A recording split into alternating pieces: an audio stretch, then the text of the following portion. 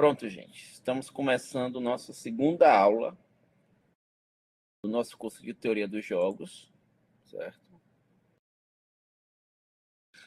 Quando a gente pensa em um jogo, uma situação que a gente vai tratar como um jogo, o que é que vem na cabeça? Primeiro, a gente tem que criar um mecanismo para entender essa situação, certo?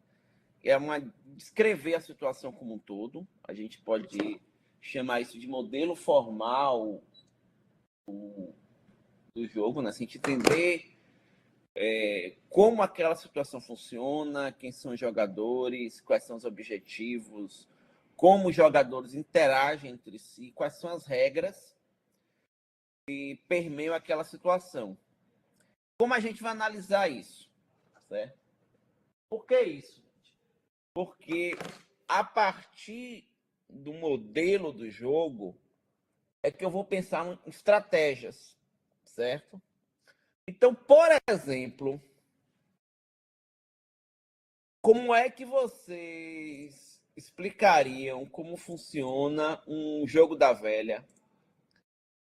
Leonildo, por exemplo, que está aí falando. Como é que você explicaria para uma outra pessoa o que é o jogo da velha?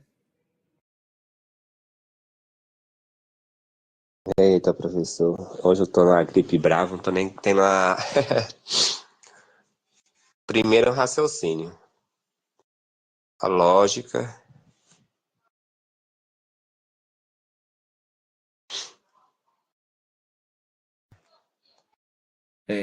Certo. A primeira coisa, o jogo da velha tem quantas pessoas jogando?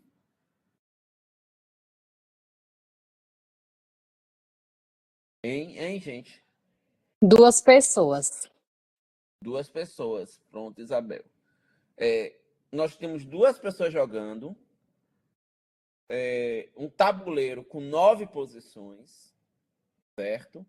Onde em cada rodada uma pessoa marca o seu símbolo. Então, ou o X ou o círculo. Então, um vai marcar, um é o X e o jogador 1 é o X, o jogador 2 é o círculo, certo? Qual é o objetivo do jogo?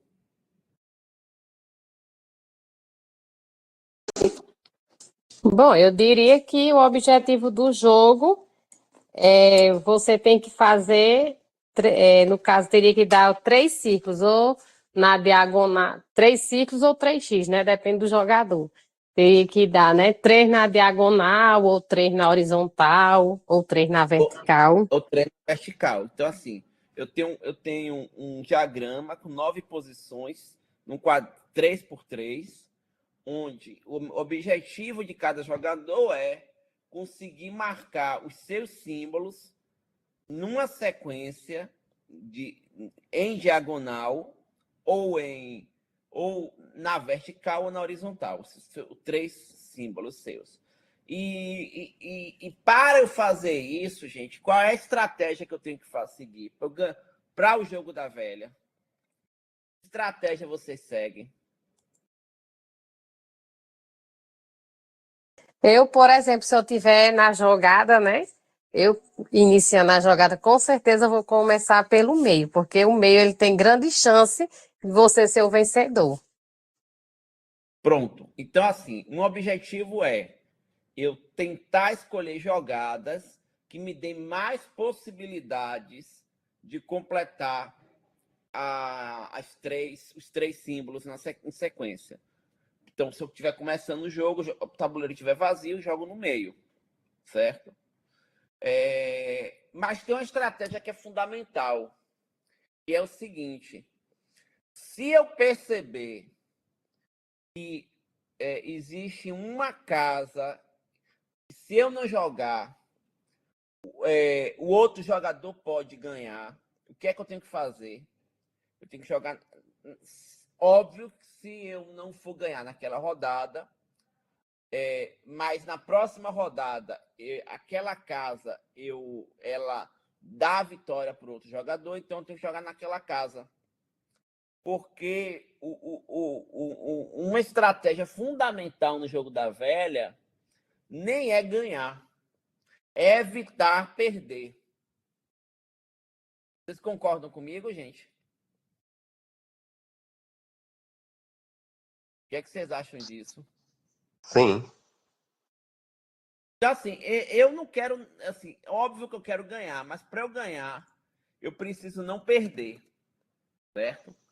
Tanto que se você estiver disputando o jogo da velha com um computador, por exemplo, e você sabe jogar bem o jogo da velha, ou você estiver jogando o jogo da velha contra outra pessoa, o cenário mais provável é que vai resultar no empate. Por que vai resultar no empate, gente? O que é que vocês acham?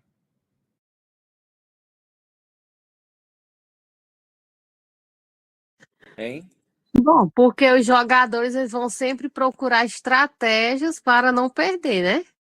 Exatamente. E a estratégia para não perder, se os dois jogadores buscarem essa mesma estratégia no jogo da velha, ela acaba levando ao empate. Porque eu não vou ganhar. Eu posso ganhar se eu me arriscar e um outro jogador não jogar bem, por exemplo. Mas se os dois jogadores jogarem bem, no que eu tento ganhar, o outro bloqueia a minha jogada. Ao bloquear a jogada de quem estava tentando ganhar, eu não arrisco para tentar ganhar também. Então acaba que fica um empate. Você preenche todas as casas e ninguém chega a completar o necessário para ganhar. Vocês conseguem entender esse cenário, gente?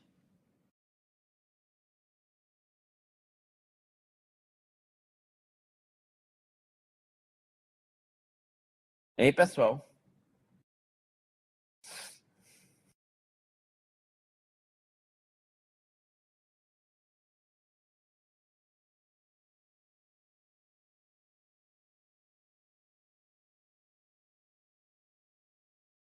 Estou aqui escutando vocês, então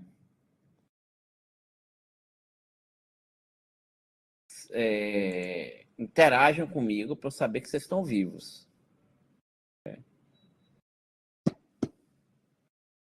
Mas enfim, a gente precisa seguir essas ideias. Então, assim, gente, eu tenho um modelo formal do jogo, que é como o jogo funciona, e eu tenho a estratégia. O modelo formal do jogo da velha foi aquilo que eu falei para vocês. Dois jogadores, cada jogador representado por um símbolo, ou X ou círculo. Eu tenho que fazer em linha horizontal, vertical, diagonal, os três símbolos em seguida, certo? Cada um joga um símbolo, o seu símbolo na sua rodada, escolhendo uma casa dentre as 9 casas que estão dispostas numa matriz 3x3, quadrado, ok? A estratégia foi aquela estratégia que eu falei para vocês. Uma estratégia boa no jogo da velha é, óbvio, tentar marcar os meus, mas principalmente eu evitar que o coleguinha ganhe, que o meu adversário ganhe. Certo? Então, isso é uma estratégia razoavelmente adequada quando a gente trata do jogo da velha. Tá claro, pessoal? Sim. Então, vamos seguindo.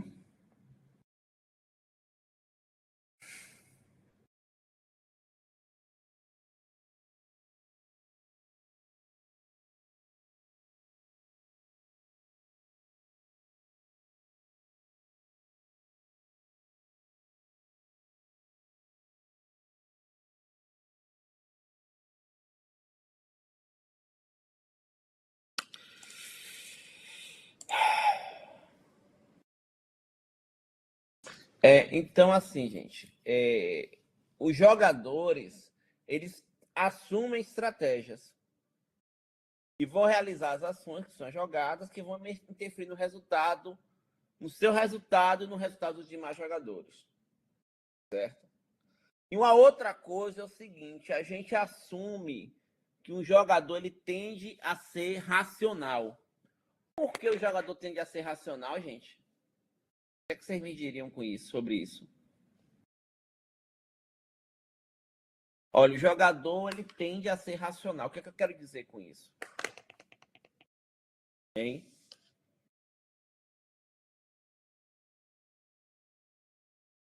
O senhor falou racional, foi? Racional.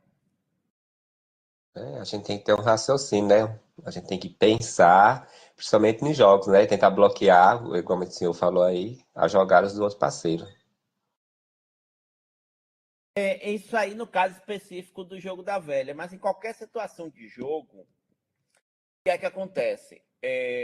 Eu tenho que racionalizar pensando que a minha ação, a minha jogada, ela leva o estado do jogo, a situação do jogo para um outro padrão, certo? E aí isso vai fazer com que o outro jogador, o jogador ou os outros jogadores, se a gente um jogo que tiver mais de 2 jogadores, por exemplo, eles vão ter que raciocinar em função da escolha que eu fiz. E eu assumo sempre que eu vou escolher a melhor jogada para mim e um outro jogador vai escolher a melhor jogada para ele.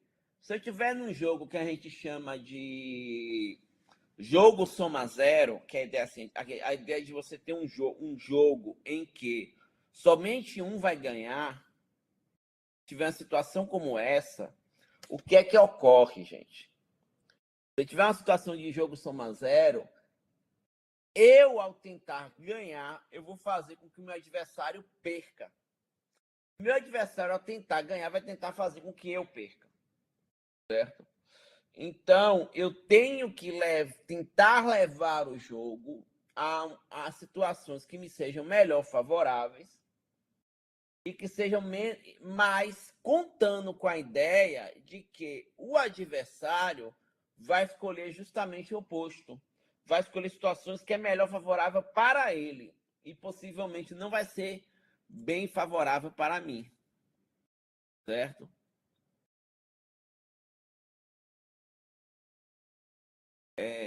Tá ok essa construção, gente?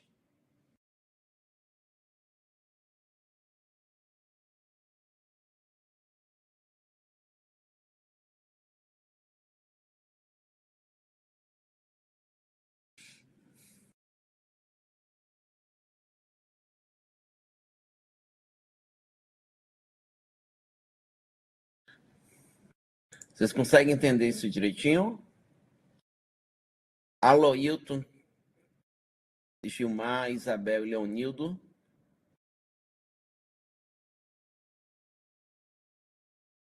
Até agora tranquilo, professor.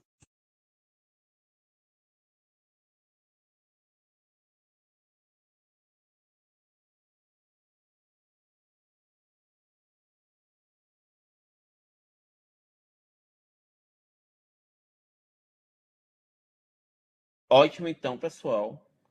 Então, vamos seguindo. Então, quais são as premissas básicas, gente? Os jogadores são racionais, então eles usam a razão para jogar. É a primeira premissa, certo? Porque, gente, é ruim. Imagine que você tem um jogo que você não sabe como a outra pessoa vai agir. Aí você acaba virando uma situação completamente aleatória. Certo? Não que isso seja necessariamente ruim para mim. Porque se o outro jogador não está raciocinando, olha o que acontece. Eu escolho a melhor jogada para mim, assumindo que o outro jogador escolhe a melhor jogada para ele. Mas se o outro jogador não tivesse cuidado, em tese, Como eu escolhi pensando na pior situação possível para mim, que é pensando que ele vai jogar contra o meu interesse, a ideia é que você vai conseguir chegar numa situação um pouco melhor. Vocês compreendem isso?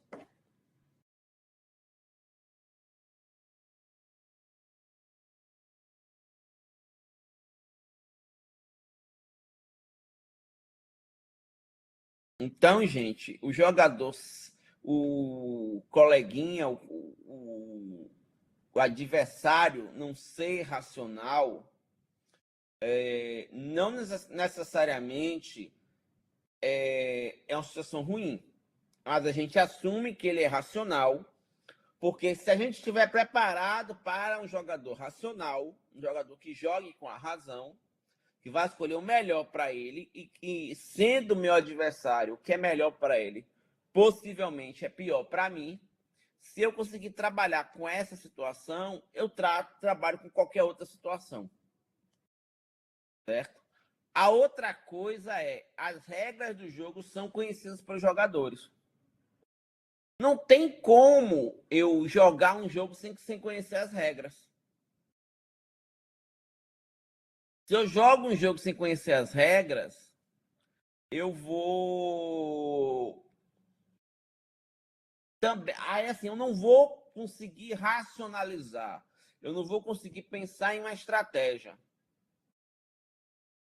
Como é que você vai pensar em estratégia se você não sabe o que é que vai acontecer a partir daquela estratégia, gente?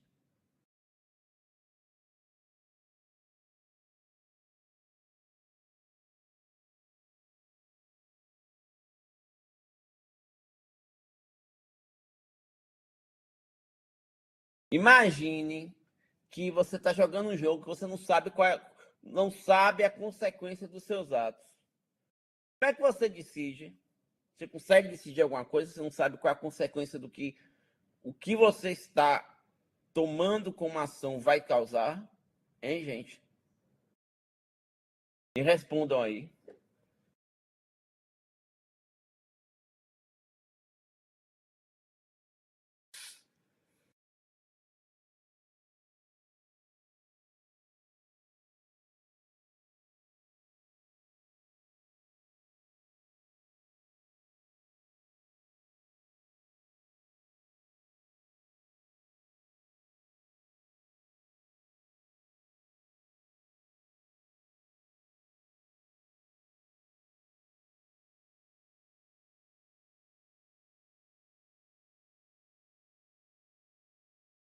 Pessoal, participem. Essa aula só fica boa se a gente, vocês. É isso. Você acha. É bem isso, Gilmar. Acho que não, né? Não tem como você. Mas os demais estão convidados a se manifestarem. Aloilton, Edwilson, Isabel, Leonildo. Gilmar está falando pelo chat. Boa noite, professor. Oi, Aloilton. Fale. Alô, Hilton. Isso. Pode repetir a pergunta? É assim, se você está jogando um jogo que você não sabe quais são as regras, como é que você decide o que você vai fazer? Não Hein, tem gente? como, não. Não tem como, né? Não. Alguma vez você já Inclusive, professor, checou? posso falar, professor? Pode falar sim. Assim, eu tenho um caso muito específico, eu acredito que acontece com outros jogos. Do caso do jogo Uno. Que o jogo, a empresa que criou o jogo Uno, ela fez as regras específicas para o jogo e tal, só que com o passar do tempo, os usuários eles entraram em consenso e eles que criaram suas próprias regras do jogo, dentro do jogo. Sim, sim. Isso até já virou meme. Já. Exato. Mas imagine que você está jogando Uno pela primeira vez. Acontece muitas vezes assim, ou qualquer outro jogo, né? Você começa a jogar, fica observando aí e vai jogar. Aí você joga o errado porque você não conhece a regra. Você pensa que é uma coisa e acontece outra, não é? Então, se você não souber a regra, você não sabe como se comportar. Isso vale. A gente está falando de jogo de tabuleiro, mas isso vale em qualquer situação social, né? Se você, de repente, muda de estado, de país, e a regra de convívio da sociedade ali é diferente, vai ter momentos que você vai se comportar de um jeito e aquele jeito vai ser lido de uma forma errada socialmente. Você vai ser visto como um comportamento ruim, ou como um agafe, ou como algo que você deveria ter se comportado melhor, mas não se comportou, certo? Então, saber se comportar depende de você saber qual é a regra do local. Se eu não sei a regra do local, não tenho como saber me comportar.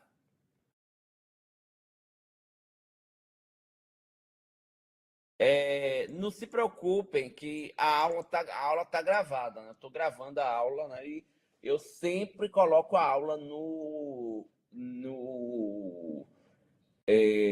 site. E no site também tem esse curso, as aulas dos últimos 2 edições dessa mesma disciplina. Então, tem aulas que rendem um pouco mais ou um pouco menos as discussões. Então, vocês podem ver essa aula em 3 versões diferentes. A desse semestre e a de semestres anteriores, de 2 semestres anteriores, em que a disciplina foi ministrada, certo? Então, não se preocupem com isso. Os jogadores, eles devem avaliar as possibilidades de ganho de cada ação. Por exemplo, gente, imagine que você está jogando damas. Você está jogando damas, como é que você avalia que você está ganhando ou está perdendo no meio do jogo? Qual o critério que vocês utilizariam para saber se você está ganhando ou perdendo no meio do jogo?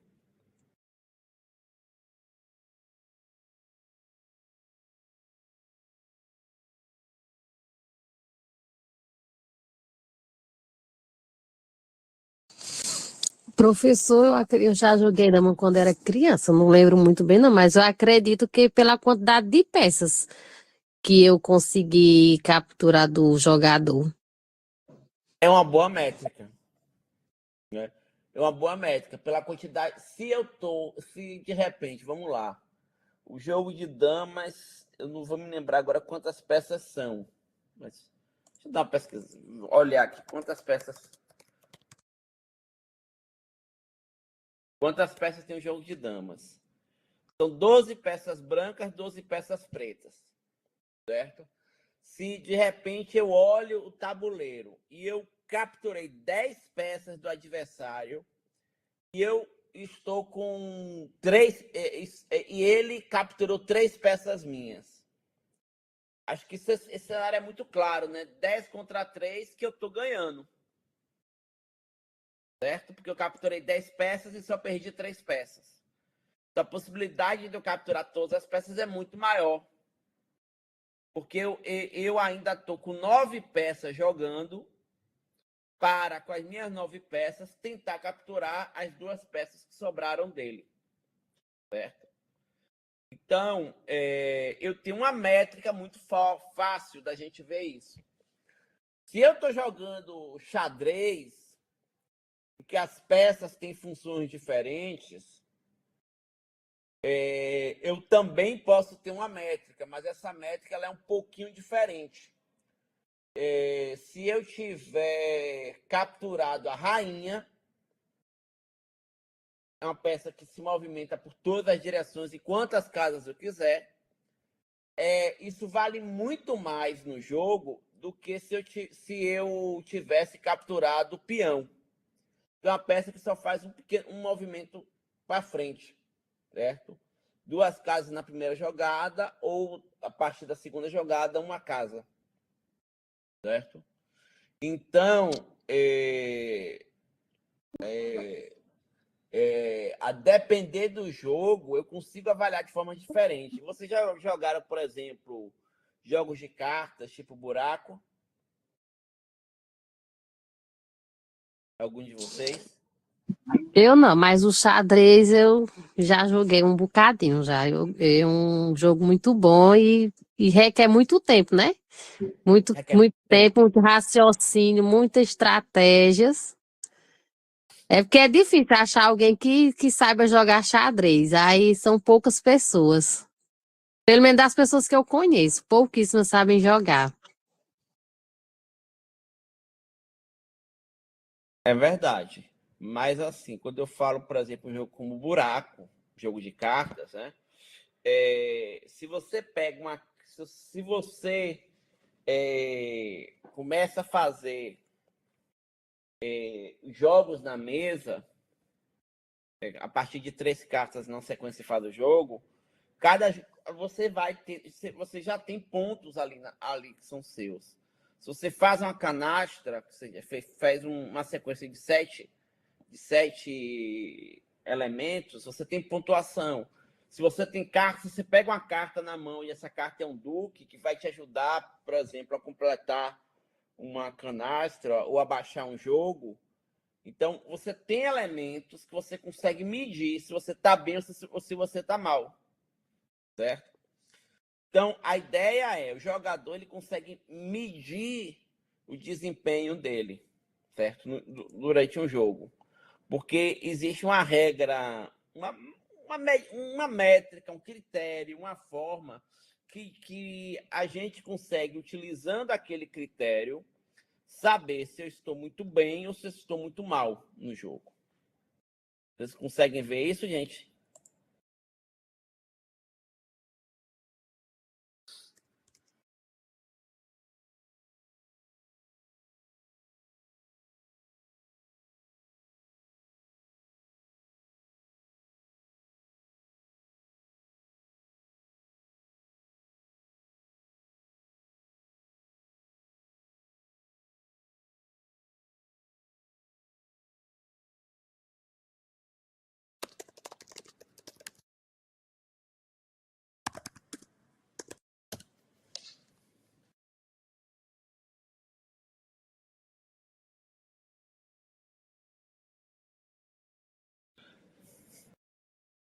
Hein, pessoal?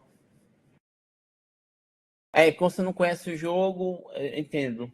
Mas assim, mas você entende, Isabel, a regra quando eu falo das damas e quando eu falo do xadrez, não entende? Você consegue perceber que, por exemplo, capturar a rainha vale muito mais do que eu capturar um peão.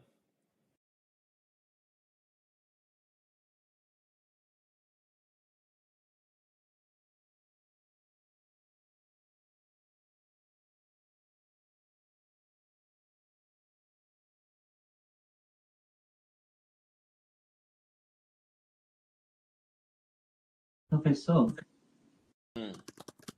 em relação no caso, essas regras, no meio social, existe um parâmetro para a pessoa definir se está ganhando ou perdendo em uma interação? Assim, a gente pode modelar várias situações como jogos. Então, por exemplo, uma situação de concorrência entre duas empresas, quem é que ganha? Aquela que tá tendo maior. Por exemplo, tem duas empresas. Vamos fazer assim, por exemplo, imagine que você tenha, sei lá, uma situação que você tem uma praça e nessa praça tem 2 bares e eles competem por clientes. Isso é uma situação de jogo também, certo? Porque um bar pode, por exemplo, colocar música alta para atrair clientes, mas isso, se os 2 bares colocarem música muito alta, o efeito é que uma interfere na outra, por exemplo, e ambos perdem cliente. E aí eles têm que tentar ter estratégias que eles conseguem sincronizar essa atuação, certo? Então, o que é que a gente tem aqui?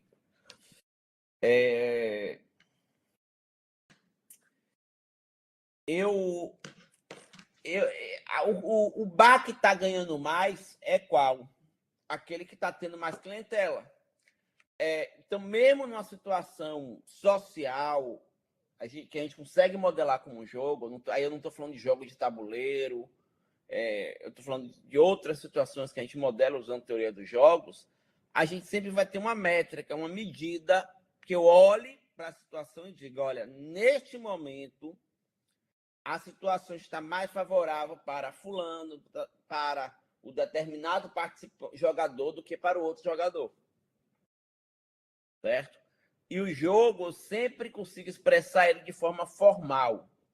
O que quer dizer isso, gente? Eu consigo explicar a situação do jogo de forma objetiva, que eu consigo exprimir todas as possibilidades. Isso aí é Então, gente, esse é o primeiro pressuposto, né? Que o jogo é racional, ele é bem conhecido, as regras são conhecidas, as métricas que dizem se as possibilidades são boas ou não são conhecidas, certo? O segundo pressuposto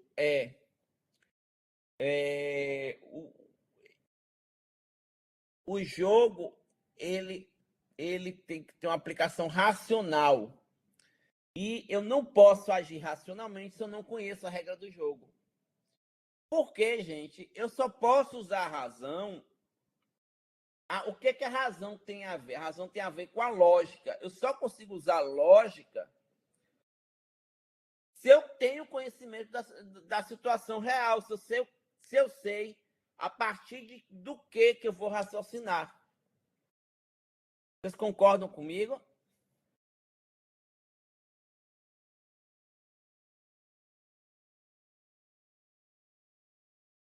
Hein, gente?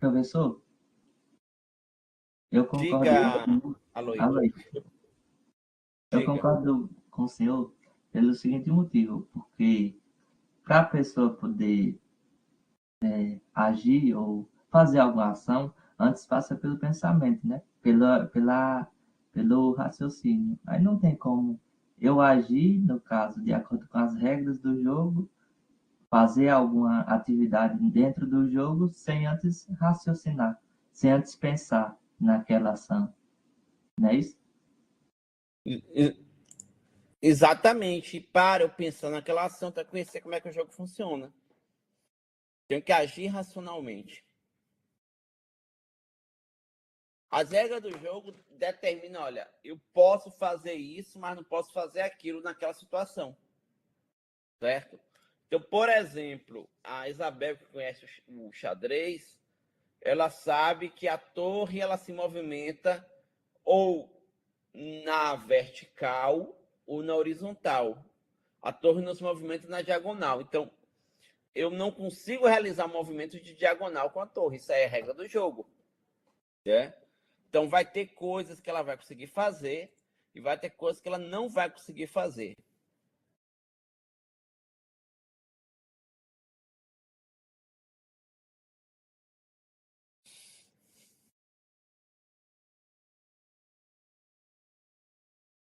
Certo?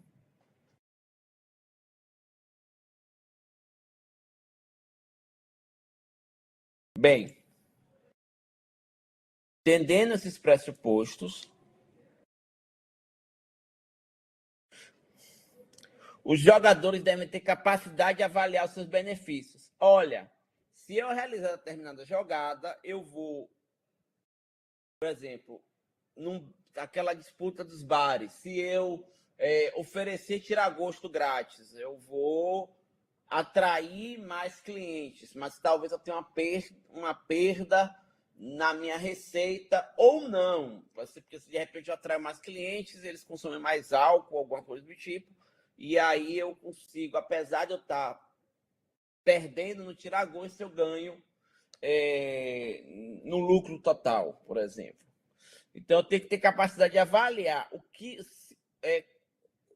se a minha estratégia ela vai gerar um resultado, se aquele resultado vai ser alguma coisa benéfica ou não para mim. Certo?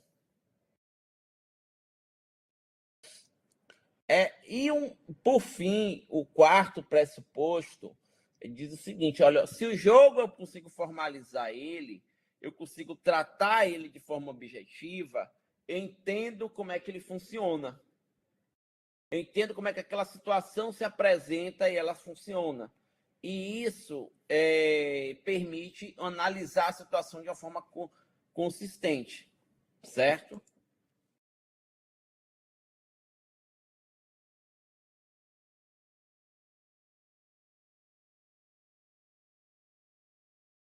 E se eu consigo analisar de forma consistente, eu posso representar de forma matemática, eu posso raciocinar sobre esse jogo, reconhecer as regras, as possibilidades, inclusive, como a gente vai falar mais na frente, eu consigo fazer em muitas situações que o computador ganhe, jogue o jogo e possa ganhar ou perder, ou não possa ganhar no jogo, possa ter uma estratégia boa para um determinado jogo.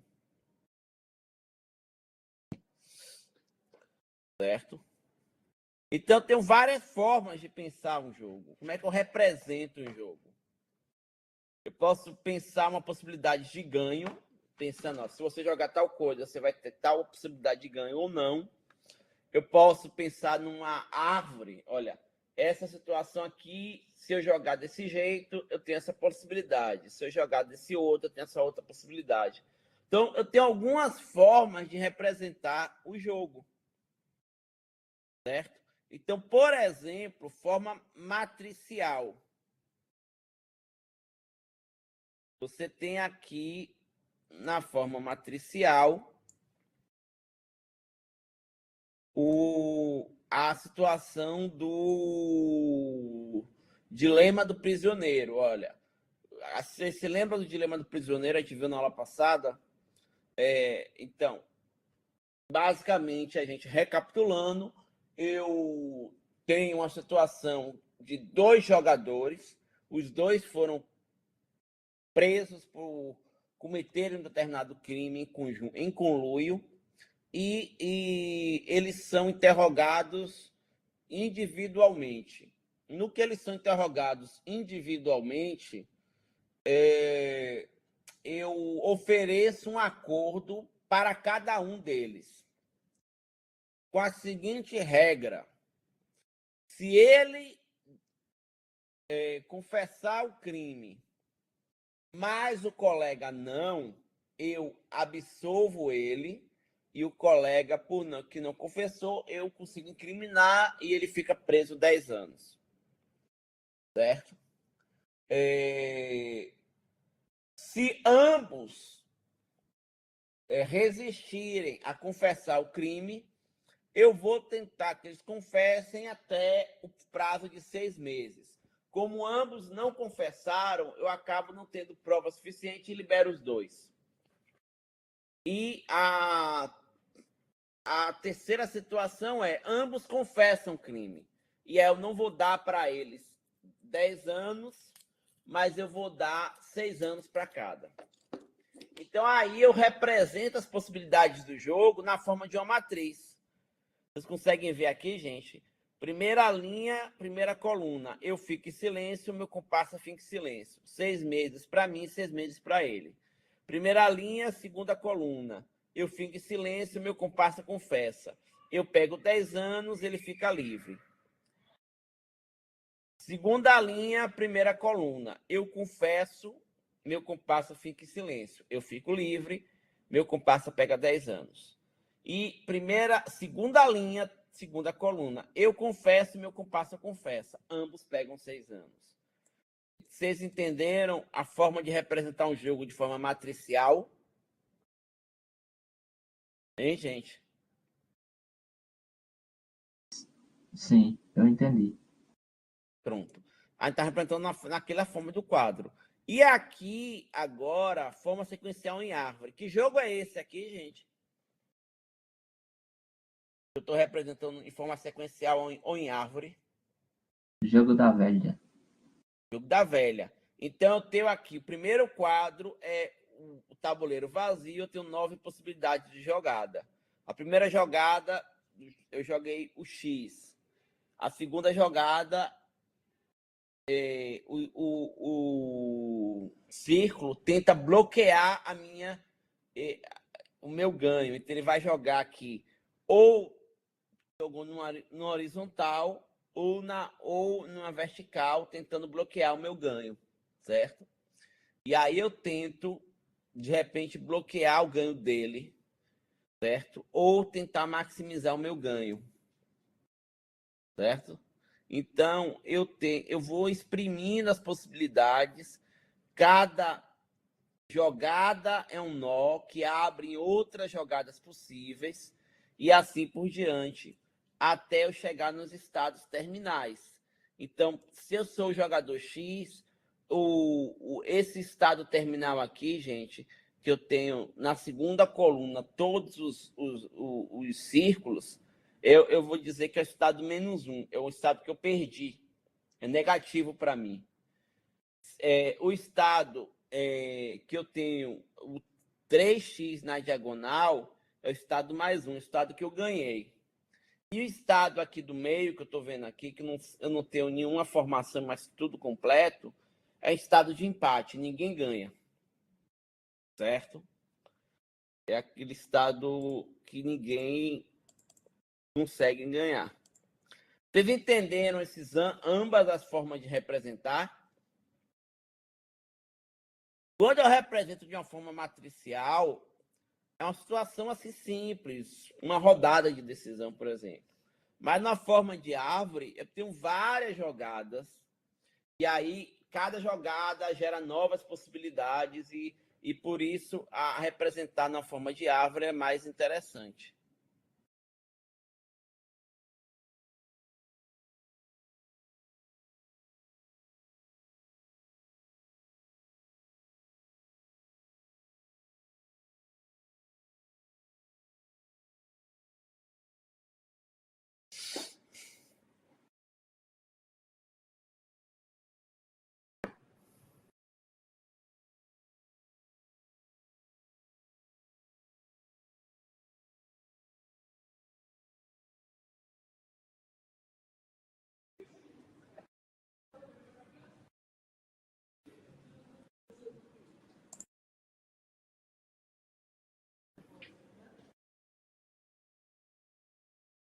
Certo?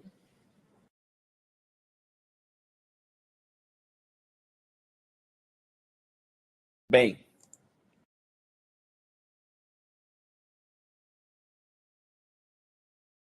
modelo do jogo, gente. Então, quando eu falo do jogo, eu falo em formalizar os elementos que definem de forma objetiva a situação analisada pelo jogo. Estratégia, jogadores, objetivos, possibilidades de ganho, limitações. Todas essas questões elas têm que ser analisadas.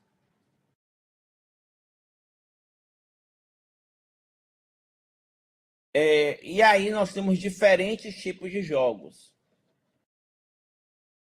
Por exemplo, eu falo em jogo, mas nem todo jogo é uma competição. Eu tenho jogos cooperativos. O que é um jogo cooperativo? É aquele jogo que todo mundo ganha, ou que todo mundo pode ganhar se cooperar. Se eu coopero, a minha chance de ganhar é maior. Certo? Então, por exemplo, duas empresas precisam decidir como transportar suas cargas, conjuntamente ou compartilhando suas frotas ou terceirizando para o transporte comum. E aí, de repente, quando eu analiso as possibilidades da solução, cooperar, que aí eu vou diminuir a ociosidade, por exemplo, é uma estratégia interessante para ambos os jogadores, certo? Jogo não cooperativo é todo aquele jogo que eu tenho interesses opostos. É o que a gente entende para o jogo em geral. Assim, um ganha e o outro perde. Certo? Então, duas empresas que disputam o mercado. Então, aí, se uma trabalha numa região, outra trabalha na outra. Se elas invadem o espaço uma das outras, pode ser que seja ruim para ambas, por exemplo. Mas o fato de uma ganhar significa que a outra está perdendo. Certo? E elas vão ter que decidir qual é a melhor solução.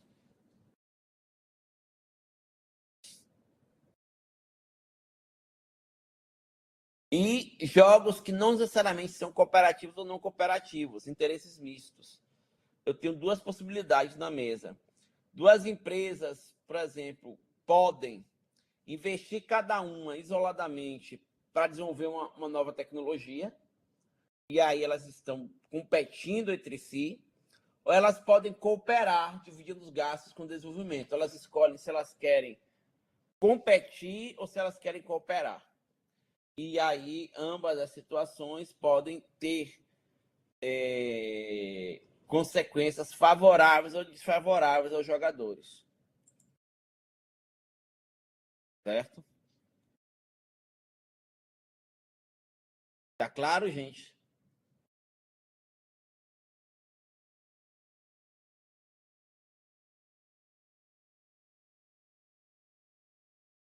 Pode continuar, professor. Está claro, pode continuar. Pronto. E eu tenho, gente, o que a gente chama de jogo simultâneo. Que é a ideia de que todo mundo tem todas as decisões ao mesmo tempo. Então, eu decido ao mesmo tempo que você decide. Você quer ver um exemplo de um jogo simultâneo? Vocês conhecem Pedra, Papel e Tesoura? Hein? Ou vou dar um exemplo melhor. Par ou ímpar? Ambos decidem ao mesmo tempo. Não é isso, gente? 0 e 1 também. 0 e 1. E aí eu Caro não consigo coroa. tomar uma decisão baseada no outro, não tem uma cronologia. Em geral, é muito difícil a gente ter uma situação de jogo desse jeito. Caro coroa, professor, também. Cara ou coroa, né? Isso.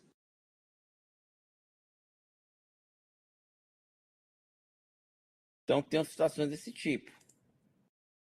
Jogos sequenciais, que é o que a gente está falando mais hoje, né? Jogo da velha, dama, jogo de tabuleiro, são jogos em que, olha, eu tomei uma decisão, meu adversário vai tomar outra. Certo? Eu tenho uma cronologia de ações e eu vou usar o conhecimento anterior. E temos também o que a gente chama de informação completa e incompleta. Quando eu falo de informação completa, quero dizer que todos os jogadores conhecem tudo dos demais jogadores. Então, por exemplo, quando o jogo de tabuleiro, eu sei o que é que está na mesa, que está acontecendo, certo? Mas, em geral, na vida real, a gente tem o que a gente chama de assimetria de informação. Então, em geral, a informação é incompleta. Eu não sei alguma coisa sobre o outro jogador. Quer ver um exemplo clássico? Se você estiver jogando pôquer,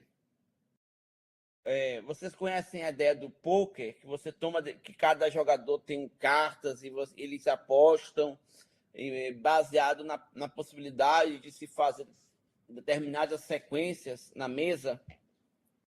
Eu não sei a carta que o outro jogador tem, então, de repente, quando ele está apostando, ele pode estar com a carta ruim, mas ele está blefando. E aí ele faz com que eu desista, para eu não perder mais dinheiro, por exemplo. Mas isso é uma coisa que eu não tenho como avaliar, porque eu não conheço o estado completo do outro jogador, certo? Muitas vezes, na vida real, por exemplo, imagine que duas empresas estão competindo. Se uma empresa não sabe dos segredos industriais, dos segredos de estratégia da outra, de como é que está o caixa da outra empresa, por exemplo, ela não consegue tomar a decisão baseada na informação completa. Então, por exemplo, eu posso ter duas empresas que estão disputando um mercado e elas começam a baixar o valor de um produto para disputar o mercado. Só que uma empresa ela está com a reserva grande de caixa que ela consegue brigar mais por isso, e a outra não, a outra está com a reserva de caixa baixa. Se ambos os jogadores soubessem de quanto cada empresa dispõe de reserva, o jogo fica muito mais fácil. Então, se eu sei que eu tenho muito mais dinheiro para queimar, eu vou, por exemplo, baixar muito até levar outra empresa para falência, porque vai ter um momento que ela não vai conseguir sustentar essa estratégia. Mas se eu não sei disso, eu não sei o quanto que eu posso gastar de dinheiro, e aí, às vezes, eu penso que o meu competidor tem uma capacidade de resistir maior, e aí eu perco a oportunidade de atuar de uma forma mais decisiva. Certo?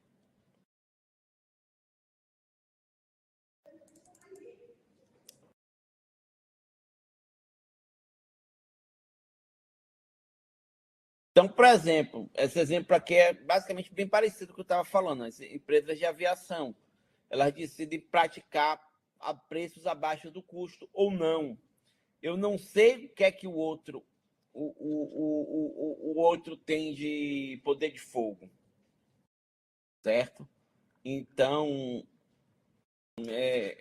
isso é uma simetria de informação. E aí, no caso, ter conhecimento, o que eu tiver de conhecimento do outro, da decisão do outro, do conjunto de informações do outro, quanto mais eu souber do oponente, melhor eu consigo fazer a minha tomada de decisão.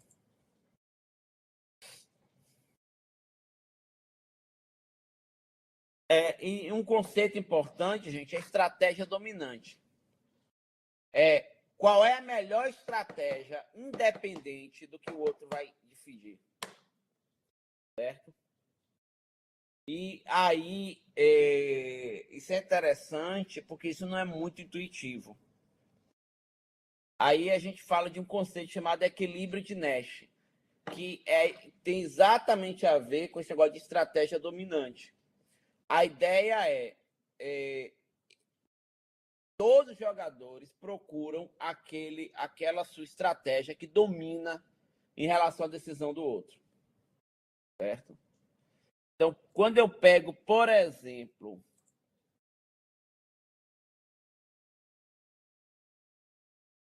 o dilema do prisioneiro, certo?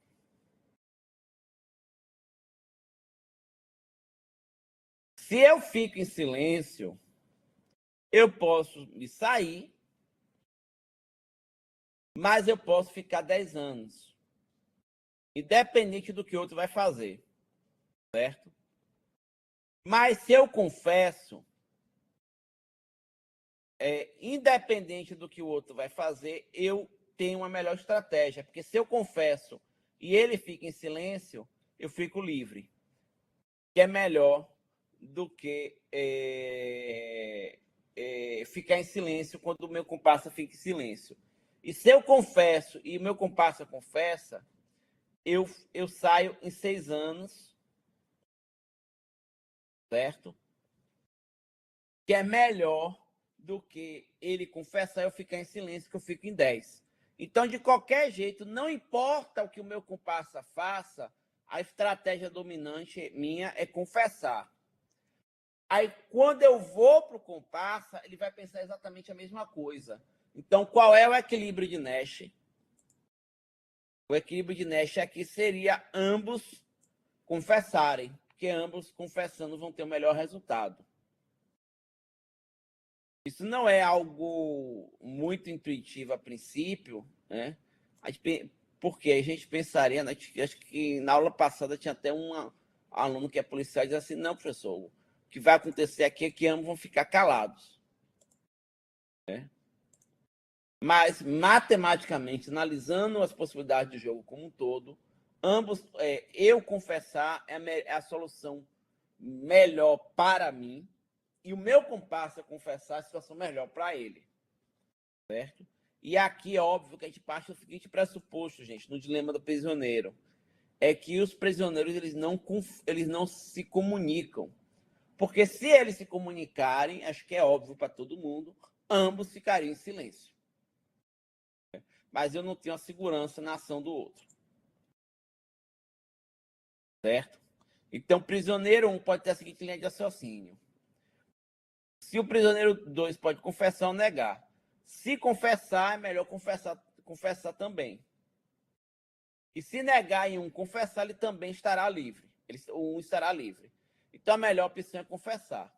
A melhor opção para ambos os prisioneiros, com o equilíbrio de Nash, é ambos confessarem.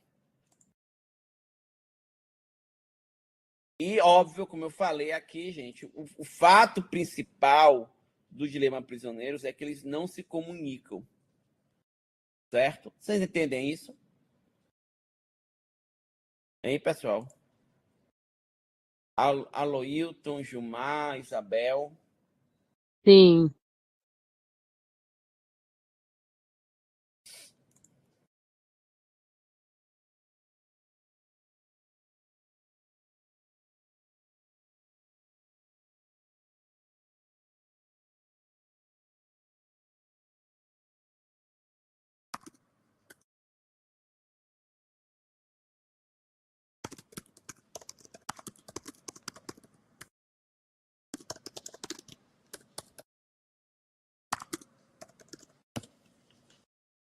Então, gente, esse é o.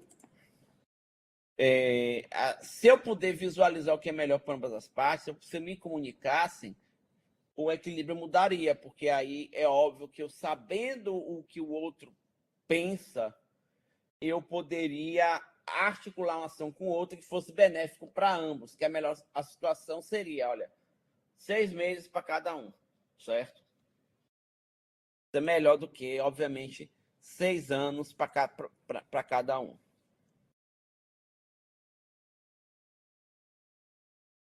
Então, jogos entre empresas são semelhantes ao dilema do prisioneiro. Duas empresas vão lutar pelos mesmos ganhos e dificilmente as empresas cooperam entre si, elas trocam informações entre si. Quando elas trocam informações entre si, a gente pode, inclusive, em alguns cenários regulatórios, a gente entrar no que a gente chama de conluio e oligopólio e coordenação de ações, que em alguns cenários isso é até ilegal. Que aí elas cooperam para o melhor delas, mas acaba sendo pior para os consumidores, por exemplo. Certo? Então, aqui, por exemplo, eu tenho um faturamento de duas empresas, empresa 1 e empresa 2. Se elas cooperarem, ambas ganham com troca de informações e faturam 4 milhões. Caso apenas uma coopera, a que cooperou fatura menos, fatura só 1 milhão. Se apenas a empresa e a empresa 2 se aproveitou das informações da empresa 1, fatura 6 milhões. Certo? E caso ambas não cooperem, ambas faturam 3 milhões. Então, aqui eu tenho um equilíbrio de Nash dessa forma. E aí, o que é que eu vou ter aqui, gente? Cooperar, ambas têm 4. Não cooperar, ambas têm 3. E quando uma coopera e a outra não coopera, a que coopera ganha só 1 milhão, a que não coopera ganha 6 milhões. Aí nós temos duas alternativas. A melhor alternativa aqui é cooperar, porque ambas conseguem maximizar o lucro delas cooperando. Certo? E aqui eu tenho um outro, né? Essa é meio sexista, e é bem sexista, na verdade, chama Batalha dos Sexos. E um casal está tentando se decidir onde irá se divertir à noite. Então, se ambos escolhem futebol, isso é melhor para um homem. E se ambos escolhem teatro, teatro é melhor, o cinema é melhor para a mulher, certo? Então, qual é a solução melhor?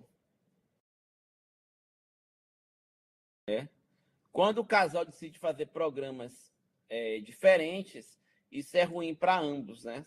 Ou o homem vai para o futebol e a mulher vai para o cinema, isso não é bom para ambos. Ou a mulher vai. O homem vai para o cinema e a mulher para o futebol, também não é bom. Quando vão juntos, eles têm um nível de satisfação mínimo de 5.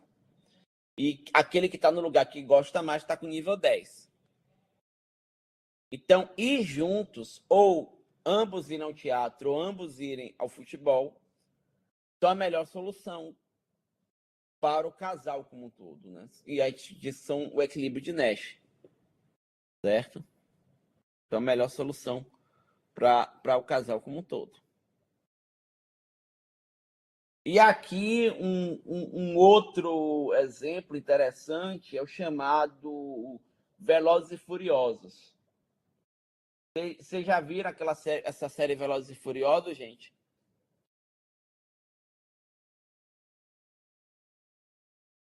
Eu já assisti os filmes quase tudo, professor. Só não assisti o 9º, se eu não me engano. Então, quem desvia... então, tem aquela coisa que eles veem um carro contra o outro, né? Quem desvia é covarde e perde. Se ambos desviam, ninguém perde. Se ambos não desviam, podem morrer, né? O que é que vocês acham aí? O que é que seria o equilíbrio? Qual a melhor solução? Eu acho que a melhor solução seria ambos não desviarem, né? Se eu não desvio, ambos desviarem. Se eu desvio e o outro desvia, todos ganham, certo? E ninguém perde. Se eu desvio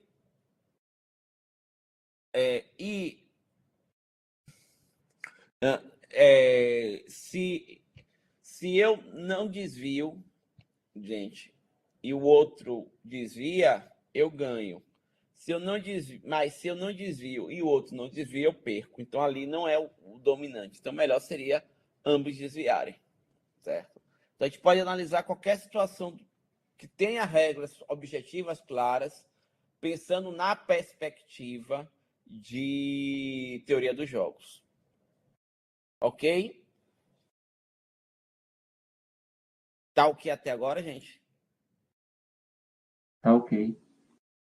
Bem, gente, se vocês forem na segunda semana do curso, vocês vão ver que nós, na segunda semana do curso, a gente tem alguns vídeos para vocês verem: teoria da escolha racional, teoria dos jogos, dilema do prisioneiro, equilíbrio de Nash. Nós temos também a apresentação dessa segunda aula, para a gente se divertir, certo? E vocês têm aí também a atividade que eu tinha passado antes, né? Que é tragédia dos comuns e dilemas sociais. A gente tinha passado essa atividade para vocês fazerem, ok? Então, se apropiem desse material. Qualquer coisa, vocês podem entrar em contato comigo no Moodle, na plataforma da UAB, ok, gente? E a gente termina a aula por hoje, certo?